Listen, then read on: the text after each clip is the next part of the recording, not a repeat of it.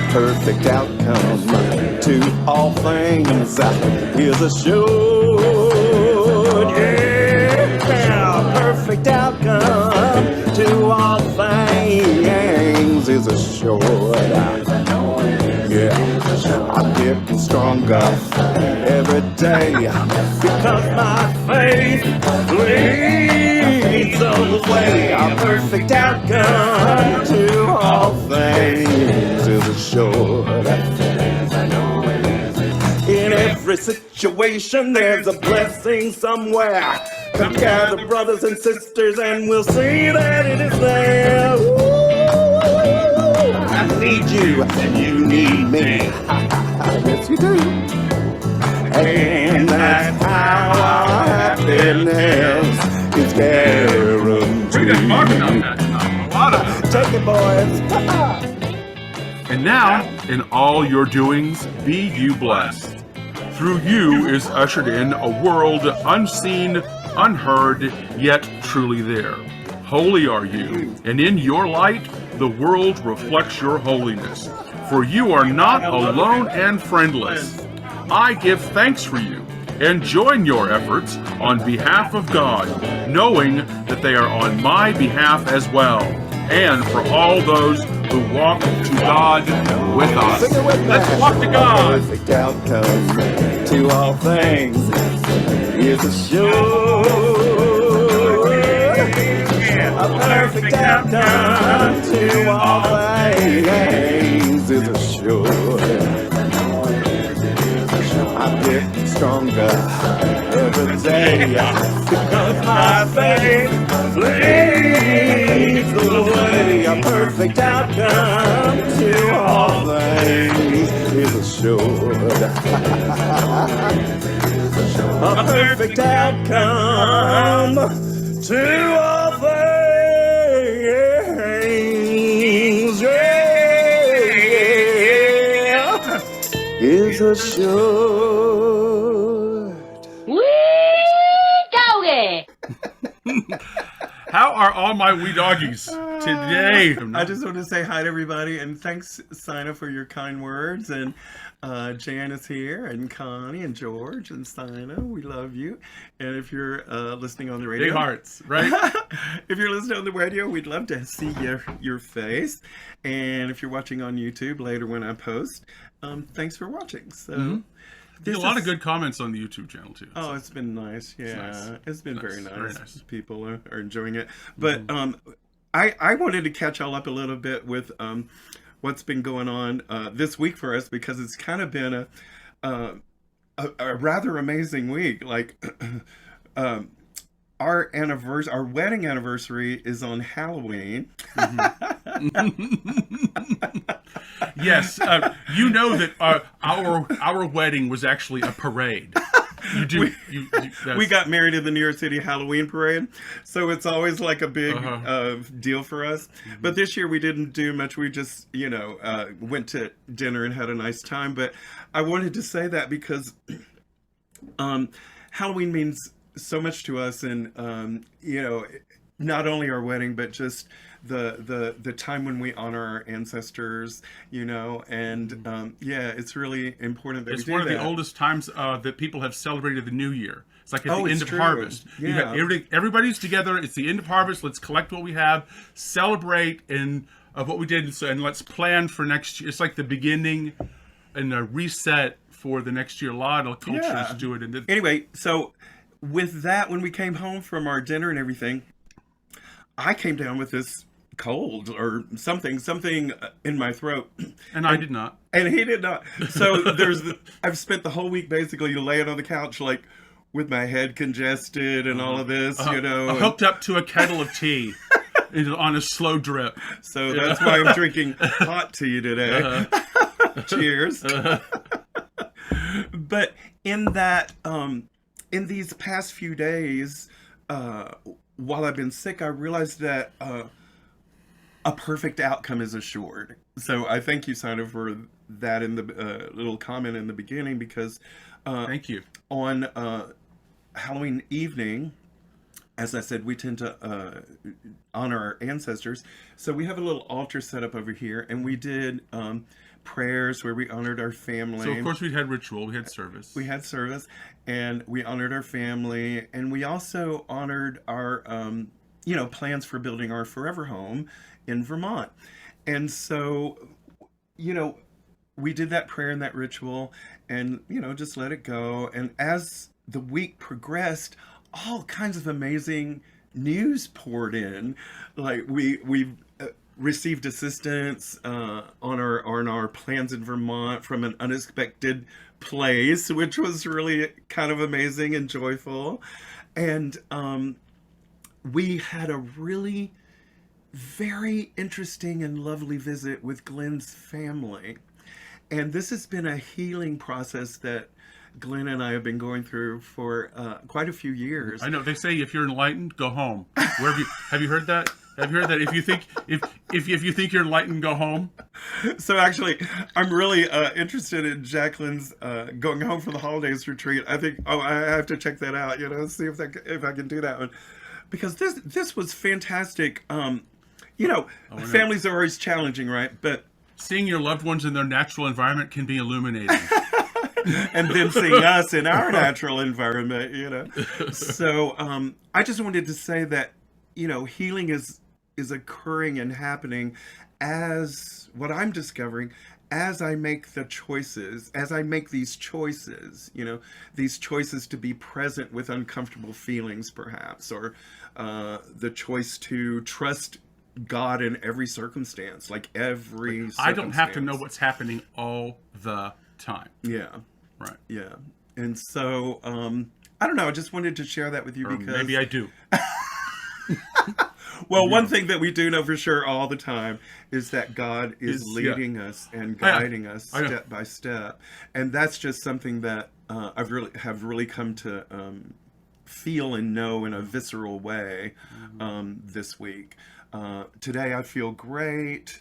I'm a little stuffy a little bit, but it's just amazing how the healing process, even the healing process in your body works and that kind of thing. So I'm just saying all of this to say how grateful I am to be alive and experience, and these I'm things. grateful for what we ask for.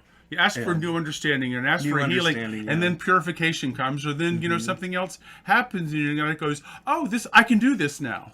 Right, because I couldn't do this until this happened, so now I can do this, and now I'm willing to do, because that's what's in front of me. So that's what's going to work. That's what needs to happen. I need to understand what's happening now, and it's like,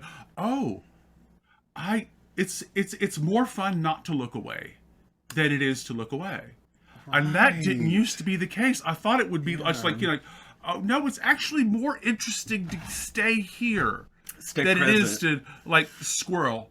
Although my squirrels are getting further and further, I hope apart. The ones I recognize at least, right? The squirrels that I'm aware of. So all that to say, that made us very, very happy. These things made us very, very happy this week, and so I want to do a sing. And just as soon as we did the ritual, our well, the log jam for getting our well. Yes. So we now have a well, and somebody popped in and said they want to help make everything else happen out of the blue without it's like just absolutely something we didn't do. Although we're doing it, we're participating and doing what we are to do. And then the world says, "Oh yeah, then you're a cooperative component." Well, that's what I was just going to say. I don't know if y'all listen to Abraham Hicks at all. Miss Abraham is what we call her. Abraham Hicks likes to say, become a cooperative component. With reality. And so that's where we feel like we're sitting today. Thank you, Connie. Thank you. Connie said happy anniversary. Yeah. So we're going to do a sing-along because we're really, really happy today. And I just put it in the chat. And you will remember this from the Partridge Family. You most certainly will, I think. Get on this bus, y'all. Get on the bus. Here we go. There you stand. Yay. 1, 2, 3, 4. Hello world, there's a song that we're singing. Come on, get happy. A whole lot of loving is what we'll be bringing. We'll make you happy.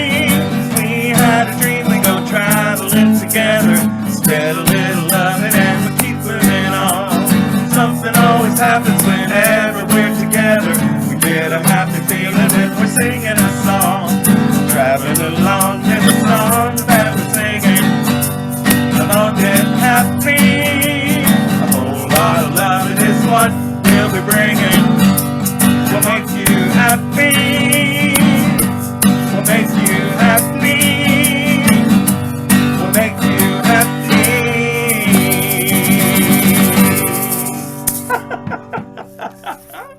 Right, that's when you're traveling companions, right? That's y'all. That's you're y'all. traveling. We're traveling together. We're traveling walking together. to God together, right? I We're know. doing it, and it's joyful. It makes the us so default happy. setting is supposed to be joy. It is. Right? We are in the work. We're going to start in the workbook, A Course in Miracles workbook. And today we're on lesson 309, but we're going to go back a couple of days. So we're going to start on lesson 307 if you have your workbook open. And it says, conflicting wishes cannot be my will. So what do you do with conflict? What's your default, what's kind of your default setting for conflict? How do you do conflict? Do you have any suggestions? Father, your will is mine. Oh, and only that. So again, it's like determining what it is I want in my value systems, and what am I looking at, and this is just, do I really want to feel this way? If I would have only what you would give, I must accept your will for me, which is like, oh yeah, I'm doing what I'm going to be doing. Conflicting wishes. Is this what I'm supposed to be doing? What am I supposed to be doing? What's my function? And that's a real good question to meditate on. It's a real good attitude to have in the world about whatever you're doing. Truly. Right? So the next one. So let's see. 308. 308, which was yesterday. Uh-huh. This instant is the only time there is. How many? Where? Who? This So instant. it's like shit, and that's possessive, okay? What do you mean That's by that? possessive. It's like, what do you have? What do you mean? What do you have? What do you actually have now? Oh, this instant. This instant. Because this is the only thing that's real. Right. So it's like, what do you value? Where do you want to be? What do you want to look at? What do you want to experience? Yeah. Now. What's happening now? I don't want to be in the wake of anything. I don't want to be in the effect of anything. And I am when I go unconscious.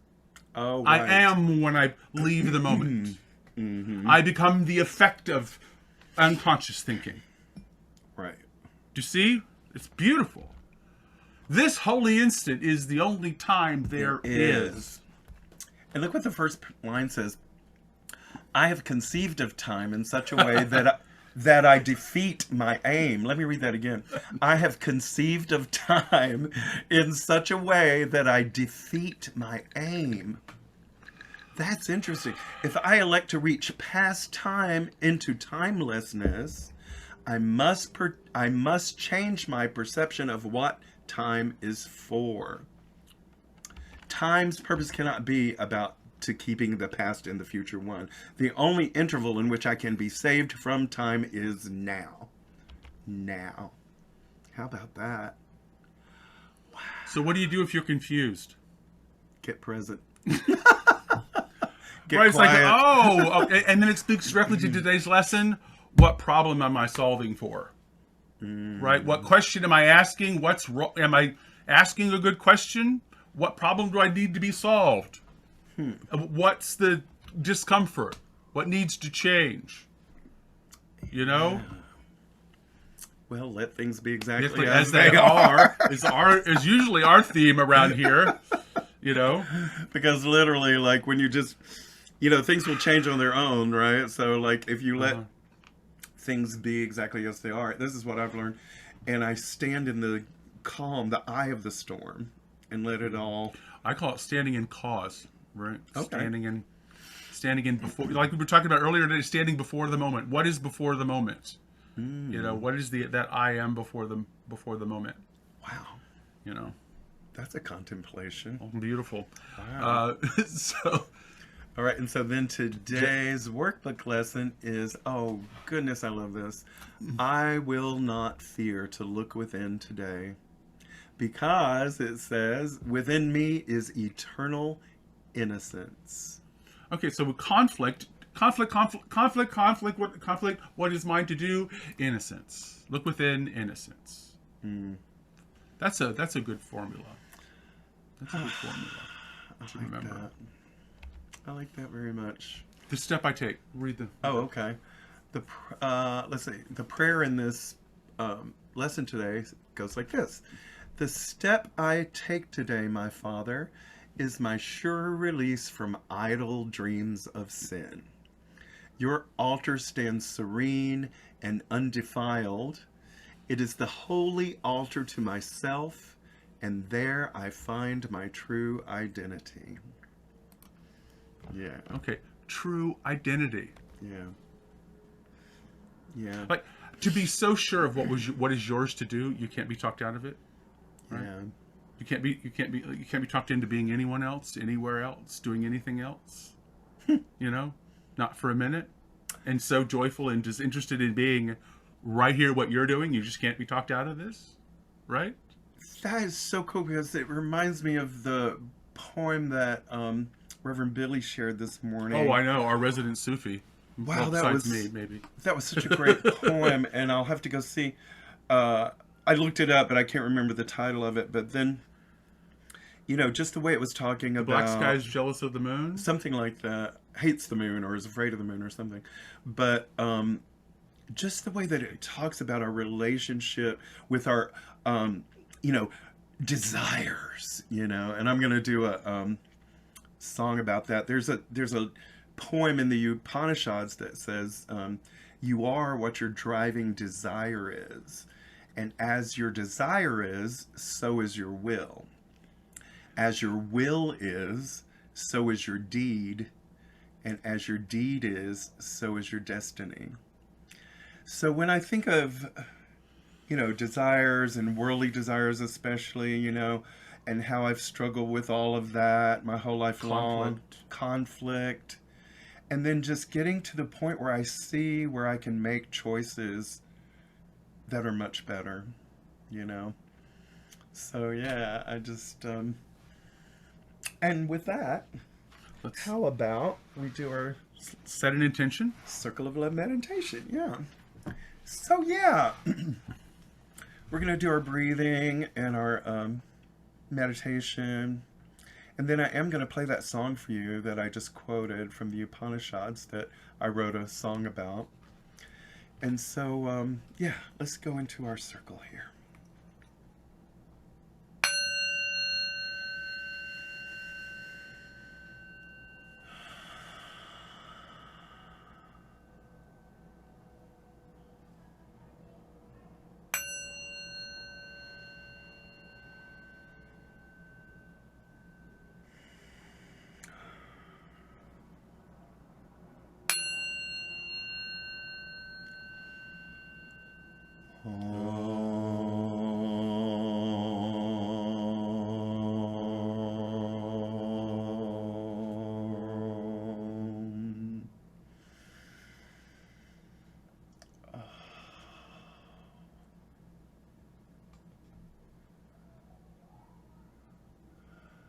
The joy of silence.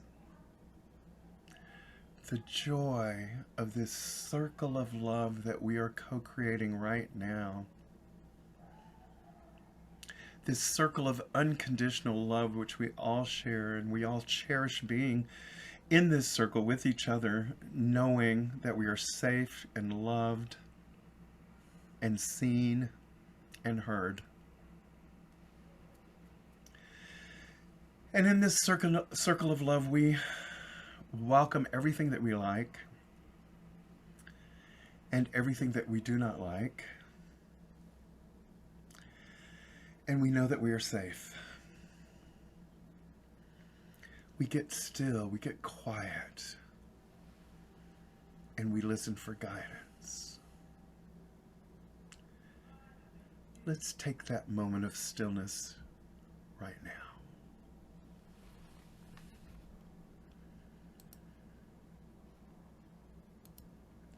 And imagine a world of divine inspiration where we all play a part in creation.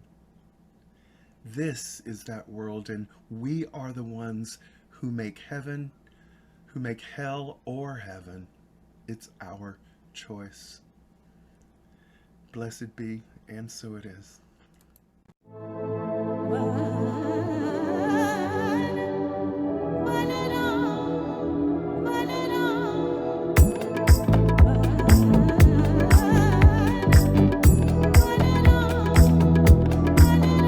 You are what your driving desire is. As your desire is, so is your will. As your will is, so is your deed. As your deed is, so is your destiny. Om Parameshwaraya Vidmare Paratavaya Dhimare Tenno Brahma Prachodayat Tenno Brahma Prachodayat.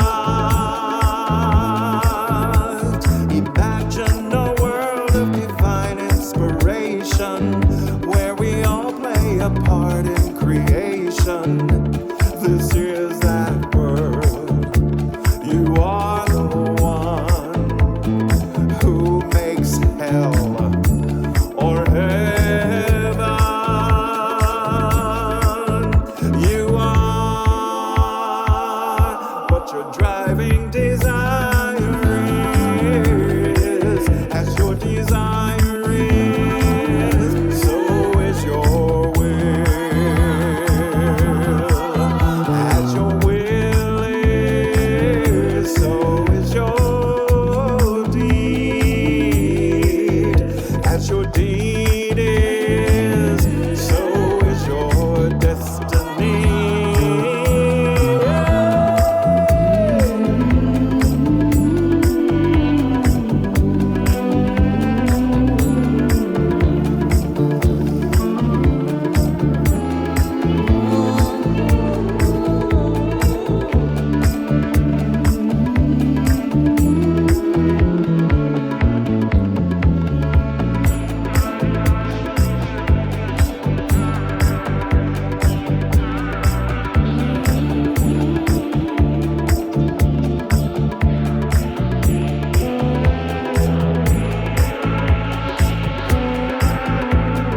Om Parameshwaraya Vidmare Paratavaya Dhimare Tenno Brahma Prachodayat Tenno Brahma Prachodayat. You are what your driving desire is. As your desire is, so is your will. As your will is, so is your deed. As your deed is, so is your destiny.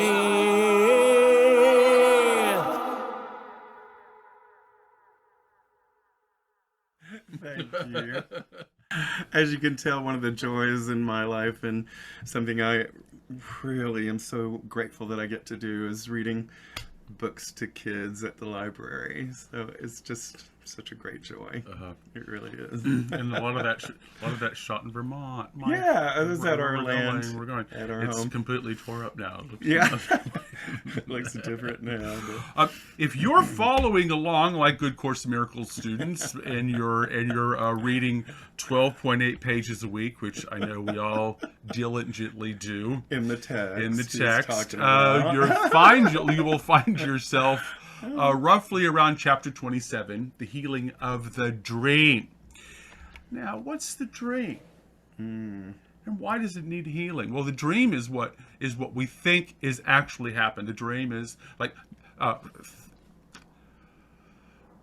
what I colloquially call the social construct, right? The things that don't the things that do not actually exist. Like, meaning is not contained in things. Right? Meaning you might have a thing that you say is the symbol of meaning, but there is no thing that actually contains meaning.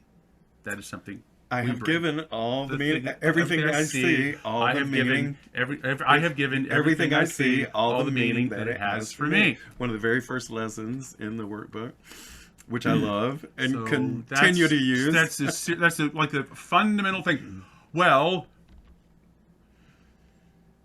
she says that so it's nothing. The world doesn't have to heal. Our perspective has to heal. Right.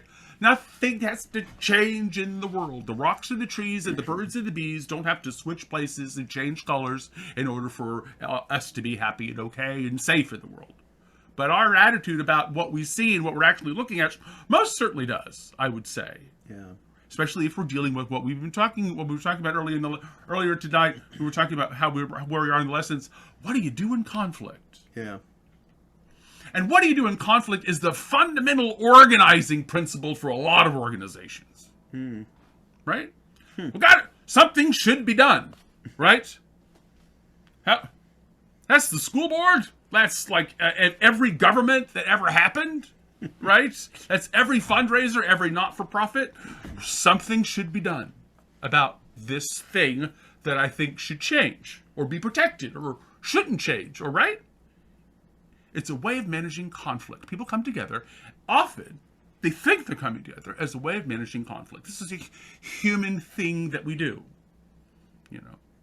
Save the otter, or, all of it to manage conflict.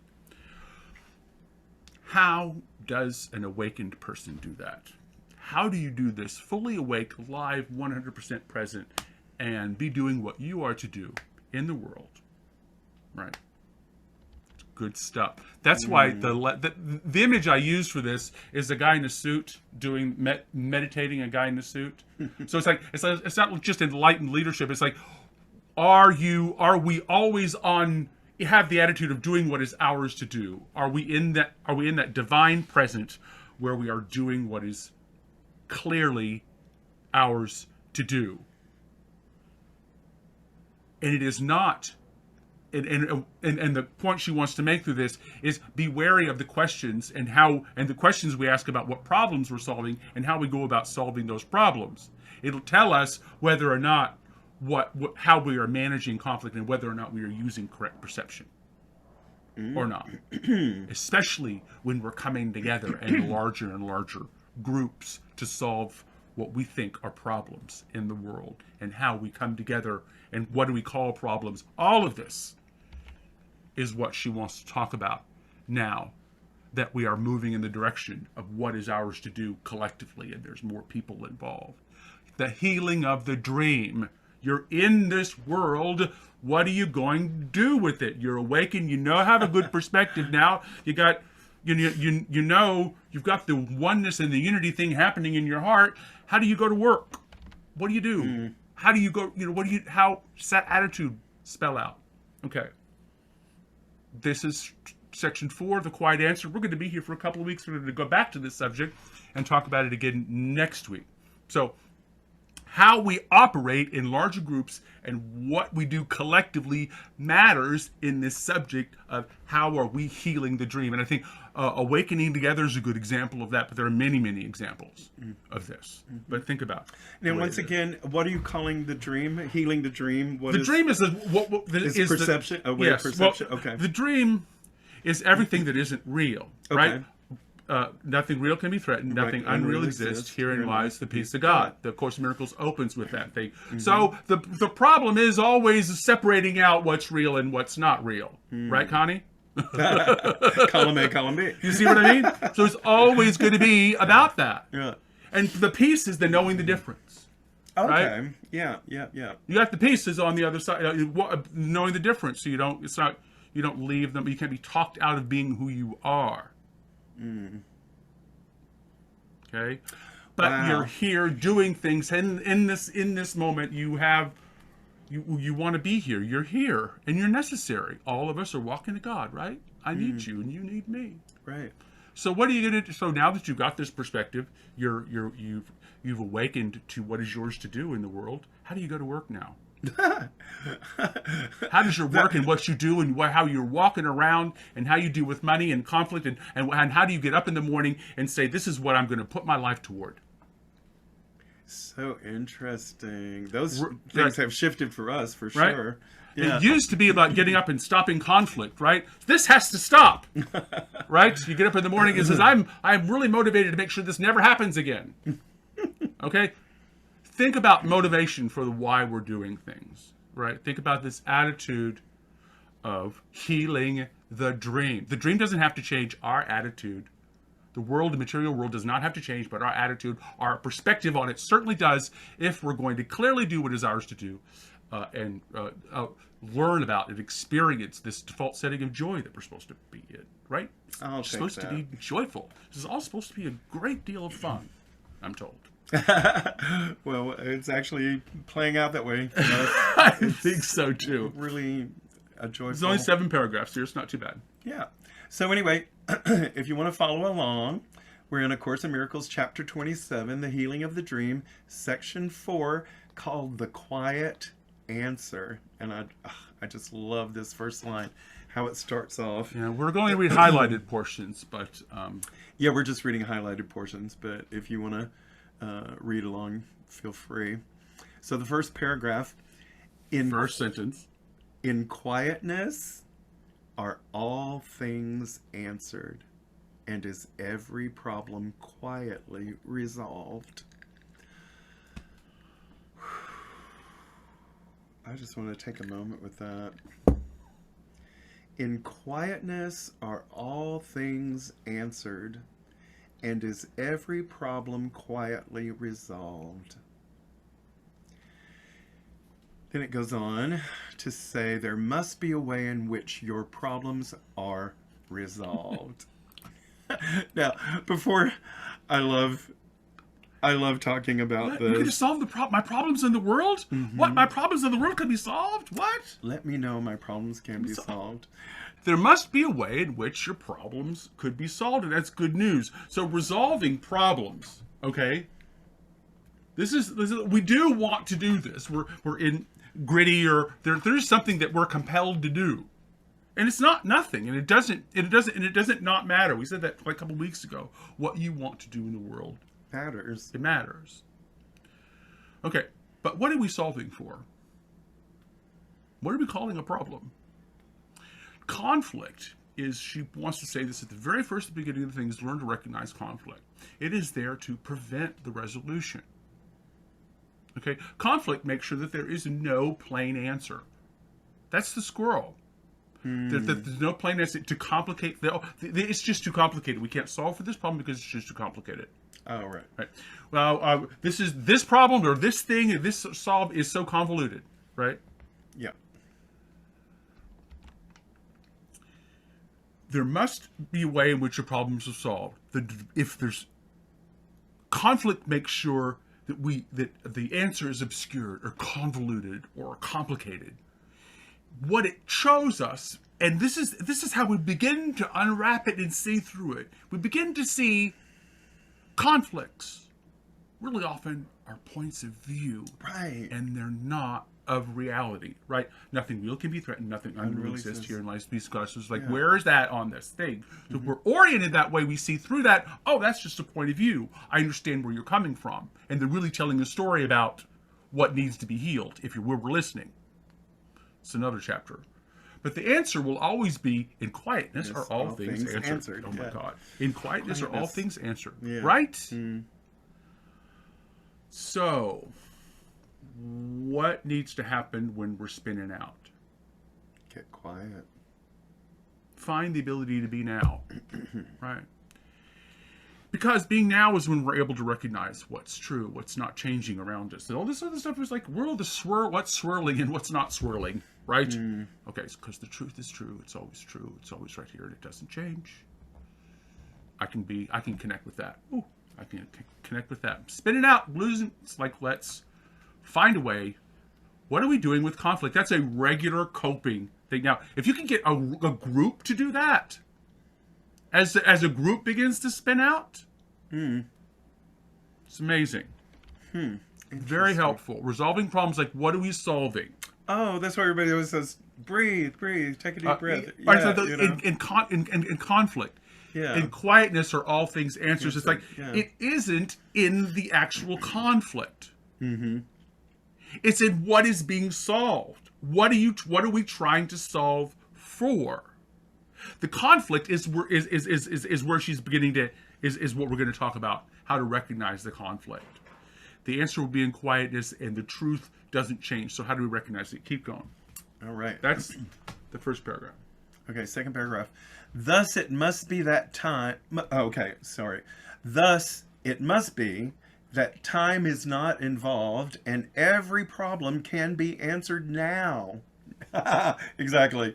Now. In the moment. It could be. Yet it must also be that in your state of mind, solution is impossible. It's your state of mind. So so let's find out what needs to change. Okay. Such is the holy instant. It is here that all your problems should be brought and left. I love that. Brought and left. Its answer is a problem must be simple and easily resolved. Attempt to solve no problems but within the holy instant's surety. Outside there will be no solution, for there is no answer there that could be found. It does not ask a question to be answered, but only to restate its point of view. See, that's the conflict. You see the conflict in that, right? Yeah. You see the conflict. Mm-hmm. It's so cool. This is the holy instant. The reminder is solutions aren't in time, right? Because you can see through time if you have the right attitude. Because you won't be in time. The truth works all the time. That's how you know it doesn't have to be in time. Oh, that's right. Yeah. Solutions require a correct state of mind or a correct perception, right? Mm-hmm. Now, everybody remembers that Einstein quote: "A problem can't be solved from the level in which it was created." Oh, right. Right. The problem can't be solved, but I'll tell you what: once you see the solution, the solution is on the level in which it was created. The solution to the problem is on the same level that it is created. So understanding what the solution is, you need a better perspective, but the solution will be to do something. It will be in the same level that the problem is in. The solution will be at that level. So do you have? Because that's where the conditions come in. That's where the conditions made it possible. Do you have maybe an example of that? One might come to me. Okay. Solutions aren't in time. Mm-hmm. Raising children well has always been. There's no magic to raising children well, and we've always been able to raise children well. Children have been raised well on every continent by everyone, and horribly. So it's not in time in which we raise children that the solutions to any malbehavior is. It's in the attitude in which we interact with each other. It's in the truth and the way in which we live as what is a given.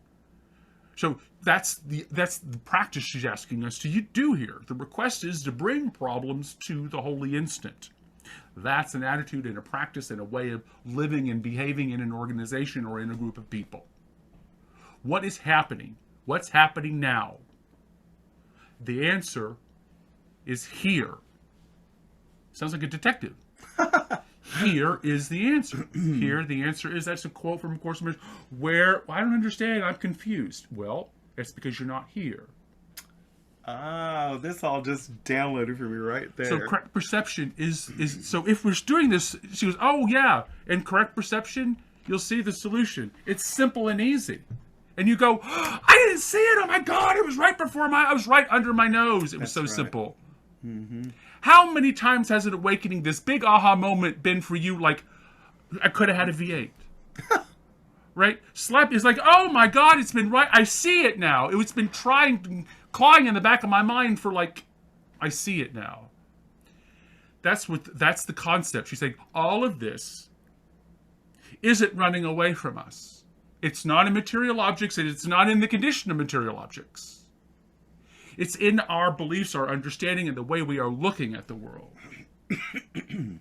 We're assigning the blame or all the action out there. It's not. It's in here. It's in our way of perceiving. Mm-hmm. It's what we think we're solving for. What problem are you solving for?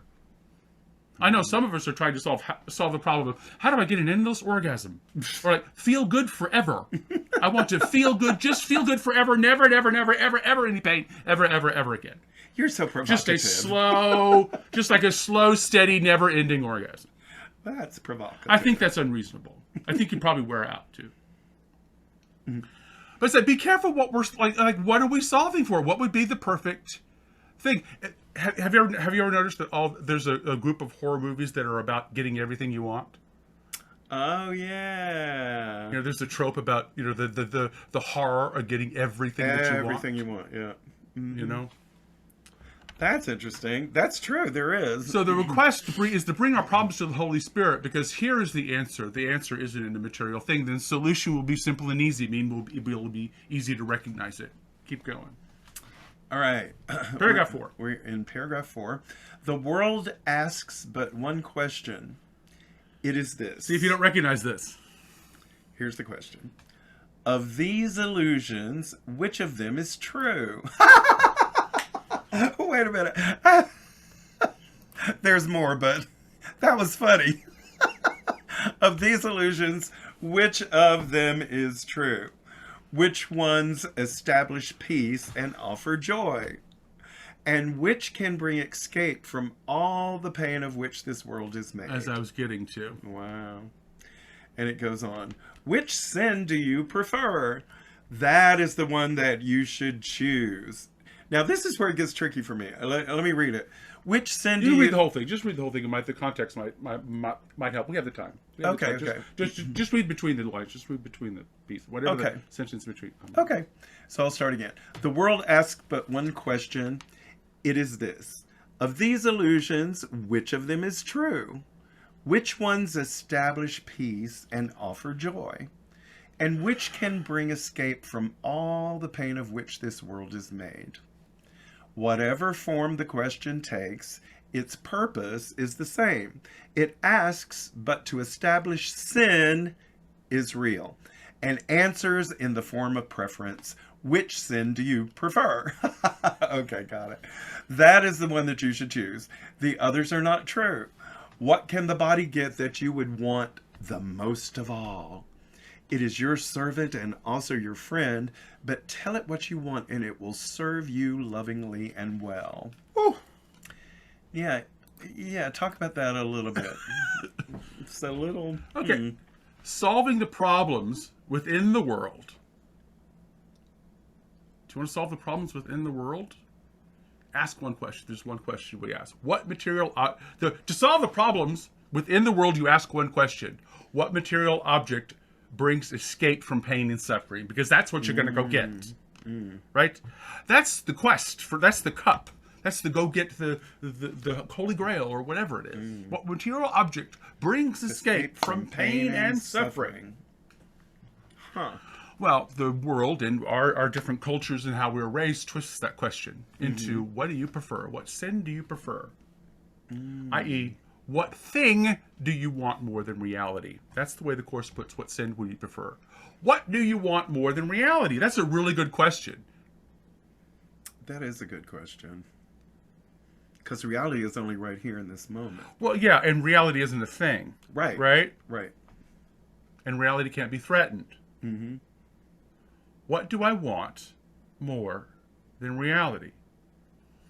What do I want to spend most of my time pursuing? Now, it's outside of time. Answers. How about doing? What do I want to spend my energy doing?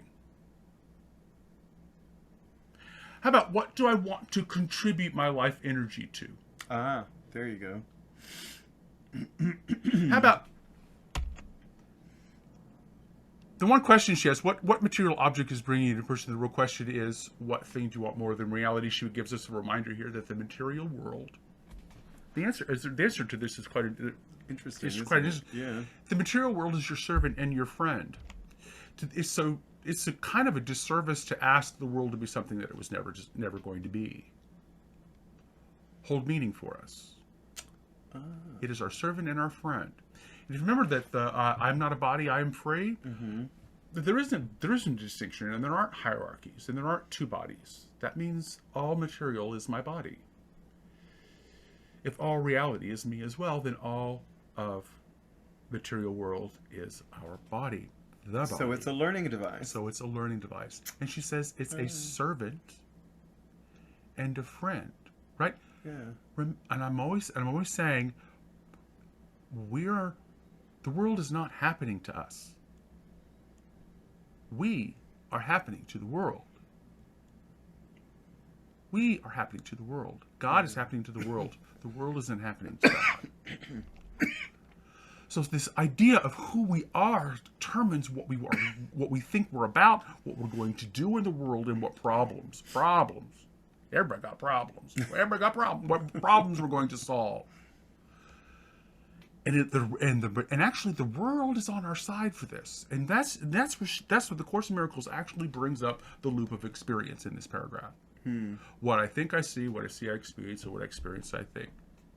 She brings up the loop of experience. We're not solving the problem because we're not asking the right question because we can't see correctly because we're unwilling to be here as an authentic us, right? What problems we want to solve in the world. Keep going. We got 2 more paragraphs here. All righty. Paragraph 5. Thus is all questioning within the world a form of propaganda for itself. An honest question is a learning tool that asks for something that you do not know. But no one in a conflict state is free to ask this question, for he does not want an honest answer where the conflict ends. So there she goes, where we find ourselves, and this is the action she would like us to take to find an honest answer. If the body is a learning device and a friend, the request to be present to your learning. But don't set conditions on it, right? Because we set this in motion a long time ago, probably when we were unconscious about it. So don't set the conditions about your learning. What is here is for our learning. It's us. We want to solve these problems in the world that we're getting together and trying to solve. Healing of the world. Get quiet. Ask what to do from presence, from this now. What do I need to know? What do I need to heal? What do we need to learn, heal, and grow? What needs to happen here? What is mine to do? And this conflict in the material prevents the actual solutions. This obsession with the condition of the material prevents the solutions. Keep going. Okay, I get it. Okay, paragraph 6. Only within the holy instant can an honest question honestly be asked. And from the meaning of the question does the meaningfulness of the answer come. The holy instant is the interval in which the mind is still enough to hear an answer that is not entailed within the question asked. It offers something new and different from the question. So so she gets into the promise of what happens when we are actually present to the intent of like, I want to solve this problem, but the intent behind it. An honest answer, an honest question, this dialogue with what is mine to do, is this quest for meaning, and it's something that we do together, something we do in groups. The request is to let go of your wishes, good advice, preconditioned notions about how your happiness is going to be accomplished, or how our happiness is going to be accomplished, or how our relationship or any relationship is going to go and what's it for. To be constantly in that dialogue, to let go of my preconceived wishes about how you're supposed to act, how this is supposed to go, what we're supposed to do. The answer, she says, if we're seeing, becomes, and this is something that happens if you've been on decision-making bodies, the answer suddenly becomes obvious and everywhere. Once everybody gets on the same board, it just says, the answer becomes obvious and everywhere. And the Course in Miracles puts it like this way: it's heard only in presence, right? It's heard when you're being real. And can test that the medal of the test is there's no sacrifice required, right? Because the solution isn't in the paradigm of the material world. These are good ways of evaluating the decisions we make in the world, how we make decisions as a group. Awakening Together is a stellar example of this. Really? The world's answer is always going to be sacrifice and loss. The world's answer is always going to be change and attack what you do not want. And then that's always going to be some kind of the appearance of something. So keep going. All right, last paragraph. Here are the answers that will solve your problems because they stand apart from them and see what can be answered, what the question is. In the holy instant, you can bring the question to the answer and receive the answer that was made for you. In the holy instant. Here are your answers to your problems, right? The request is to be present. Right. And that can be a lot. And I know it. That's why it's a request. That's why, we're learning to do our best. This is skills development, right?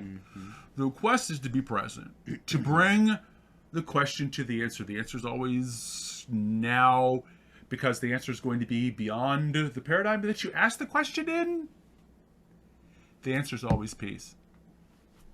The answer is always peace. And the answer is always going to be specifically made for you. For us in this situation, everything's specifically designed for this situation, for this, for now, for us, for what this is. Oddly specific, I like to say. Oddly specific. Just like you. And me. And me. Yeah. I would say we are oddly specific, each one of us. So this is what I wrote. Often, when a lot of people come together, they're attempting to solve a problem. Every organization, from non-profits to the U.S. Senate, is set up for solving and or addressing some perceived need caused by conflict. There are two ways of asking the question of how, when, and where, and what problem to solve. One is to ask what material thing needs to change, or, more likely, who's to blame for how an object is experienced. Remember, the material world has no agenda. The material world doesn't have the power to deliver us from suffering. All the world is our learning device and our friend. Wow. The other way to ask the question of what problem to solve is to seek meaning. Meaning is only available in the present. The best method for solving problems is to bring them to correct perception. The holy instant shows us that the solutions are obvious, and they're everywhere. and they could be implemented quickly and with ease. That's a nearly word-to-word quote. The answer to our problems is in this alive, creative presence that we call reality. What is this for? What is ours to do?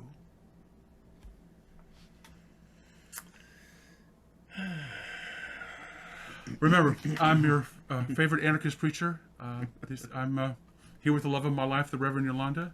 Remember to listen to the voice that likes you. She'll tell you that we are one, and she'll tell you she'll tell you how to act like it. So stay tuned. We've got a lot of great presents tonight. This is beautiful. Thank you. We love you so much. Thanks for joining us.